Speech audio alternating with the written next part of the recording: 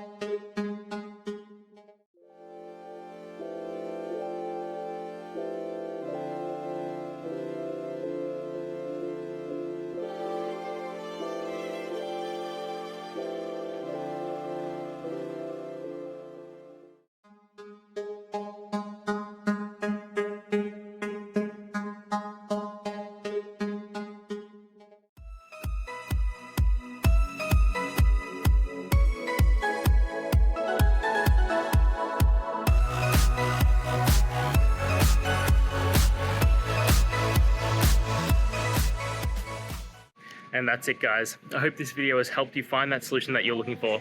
If it did, please hit the subscribe button. I'd really appreciate it. And until next time, I hope you have a good one. Cheers.